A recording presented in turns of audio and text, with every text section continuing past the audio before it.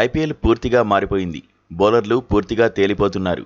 తొలి ఇన్నింగ్స్లో టీం 230-250 పరుగులు చేసినా చేజింగ్లో ఊదేస్తున్నారు. బౌలర్లు ఎలాంటి బాల్స్ వేసినా బంతి బౌండరీ బయటనే పడుతోంది. ఇందుకు శనివారం జరిగిన మ్యాచ్లే నిదర్శనం. డబుల్ హెడర్లో 4 టీమ్స్ బ్యాటర్లు రికార్డు క్రియేట్ చేశారు. 2 మ్యాచ్ల్లో బ్యాటర్లు ఆకాశమే హద్దుగా చెలరేగిపోయారు.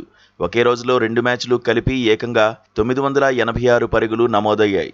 ఐపీఎల్ హిస్టరీలోనే ఒకే రోజులో ఇన్ని పరుగులు రావడం ఇదే తొలిసారి. 2024 ఏప్రిల్ 27న నమోదైన 899 పరుగుల రికార్డును ఈ స్కోరు చిత్తుగా ఓడించింది. మైదానంలో బౌలర్లు ఎవరన్నది చూడకుండా వచ్చిన బంతిని వచ్చినట్టు బౌండరీల అవతలికి పంపడమే లక్ష్యంగా బ్యాటర్లు విరుచుకుపడ్డారు. ఈ పరుగుల ప్రవాహంలో ముఖ్యంగా team India star player KL Rahul తన బ్యాటింగ్తో స్టేడియాన్ని హోరెత్తించాడు. కేవలం భారీ స్కోరు చేయడమే కాకుండా 152 పరుగులు సాధించి ఐపీఎల్లో ఒక ఇండియన్ బ్యాటర్ చేసిన అత్యధిక వ్యక్తిగత స్కోర్ రికార్డును నెలకొల్పాడు.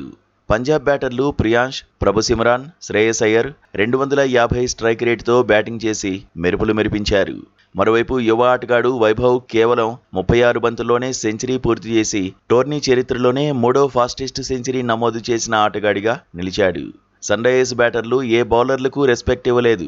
ఇషాన్ కిషన్, అభిషేక్ శర్మ, నితీష్ కుమార్ రెడ్డి పరుగుల వరద పారించారు.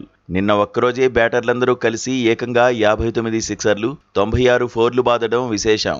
బంతి గాల్లోకి లేస్తే చాలు స్టేడియం దాటాల్సిందే అన్నట్లుగా సాగింది ఆట. కేవలం వ్యక్తిగత రికార్డులే కాకుండా జట్లు కూడా అద్భుతమైన పోరాట పటిమను కనబరిచాయి. పంజాబ్ కింగ్స్ భారీ లక్ష్యాన్ని ఛేదించి ఐపీఎల్ చరిత్రలోనే తమ అత్యధిక రన్ చేజ్ రికార్డును తిరగరాసింది. అటు సన్ రైజర్స్ హైదరాబాద్ కూడా తమ బ్యాటింగ్ పవర్ను చూపిస్తూ ఫ్రాంచైజీ చరిత్రలో 4వ అత్యధిక రన్ చేజ్ పూర్తి చేసింది. బ్యాటర్లు ఇలా పరుగులు చేస్తుంటే బౌలర్లకు మైదానంలో చోటు లేదనే భావన కలుగుతోంది. ఇదసలు క్రికెటేనా? బౌలర్లకు కనీస గౌరవం లేకుండా పోతోందని మాజీ క్రికెటర్లు ప్రశ్నిస్తున్నారు. పిచ్లు పూర్తిగా బ్యాటింగ్కే సహకరించడం, చిన్న బౌండరీలు ఉండడంతో బౌలర్లు ఏం చేసినా ఫలితం లేకుండా పోతోందని ఆవేదన వ్యక్తం చేస్తున్నారు.